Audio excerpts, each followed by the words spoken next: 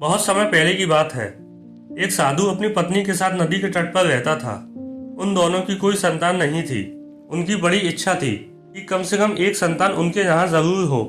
एक दिन साधु जब तपस्या में लीन था, तभी एक चील ने अपने पंजे में फंसी एक चुहिया उसके ऊपर गिरा दी। साधु ने उस चुहिया को घर ले जाने का निश्चय किया, लेकिन उससे पहले उसने उसे एक लड़की में बदल दिया। उस लड़की को देखकर साधु की पत्नी ने पूछा, अरे कौन है ये? इसे कहाँ से लाए हो? साधु ने पत्नी को पूरी बात बताई। उसकी पत्नी बहुत प्रसन्न हुई और बोली, तुमने उसे जीवन दिया है, इसलिए तुम ही उसके पिता हुए। हमारे यहाँ कोई संतान नहीं थी, इसलिए भगवान ने इसे हमारे पास भेजा है। जल्द ही वो बच्ची एक सुंदर युवती बन गई। जब वह 16 साल की हुई तो साधु और उसकी पत्नी ने उसका विवाह करने का निश्चय किया। साधु ने सूर्य देवता का आह्वान किया। जब सूर्य देवता उसके सामने आए तो साधु ने उनसे उसकी बेटी से विवाह करने की प्रार्थना की। हालांकि लड़की को यह विचार अच्छा नहीं लगा और उसने कह दिया, क्षमा कीजिए, मैं सूर्य देवता से विवाह नहीं कर सकती क्योंकि वो बहुत ज्यादा गर्म है। निराश साधु ने सूर्य देवता से कहा कि अब वे ही उसकी लड़की के लिए कोई सुयोग्य वर सुझाएं। सूर्य देवता ने कहा, बादलों के देवता से आपकी लड़की की जोड़ी सही बैठेगी क्योंकि वे ही धूप की गर्मी से उसकी रक्षा कर सकते हैं। साधु ने अब बादल देवता से उसकी लड़की से विवाह करने की प्रार्थना की। इस बार भी लड़की ने विवाह से इनकार कर दिया और बोली, मैं इस काले व्यक्ति से विवाह नहीं करूंगी।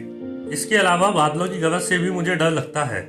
साधु फिर से उदास हो गया और उसने बादल देवता से अनुरोध किया कि वे ही कोई सुयोग्य वर सुझाएं। बादल देवता ने कहा, पवन देवता के साथ इसकी जोड़ी अच्छी रहेगी क्योंकि वे आसानी से मुझे उड़ा सकते हैं। साधु ने पवन देवता से विवाह का अनुरोध किया। इस बार भी लड़की ने विवाह से इनकार कर दिया और बोली, मैं ऐसे अस्थिर व्यक्ति से विवाह नहीं कर सकती जो हर समय यहाँ वहाँ उड़ता हो। साधु काफी परेशान हो गया।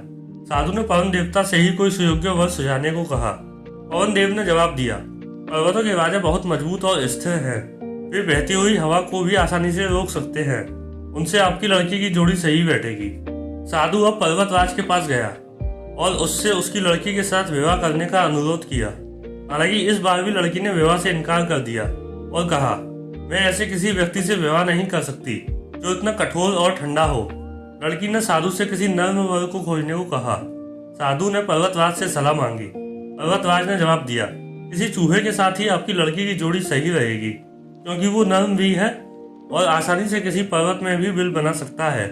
इस बार लड़की को वर पसंद आ गया। साधु काफी हैरान हुआ और बोला, भाग्य का खेल कितना निराला है। तुम मेरे पास एक चुहिया के रूप में आई थी और मैंने ही तुम्हें लड़की का रूप दिया था। चुहिया के रूप में जन्म लेने के कारण तुम्हारे भाग्य में चूहे से ही विवाह करना लिखा था और वही हुआ। भाग्य में जो लिखा था वही हुआ। साधु ने फिर से प्रार्थना शुरू कर दी और लड़की को दोबारा चुहिया बना दिया।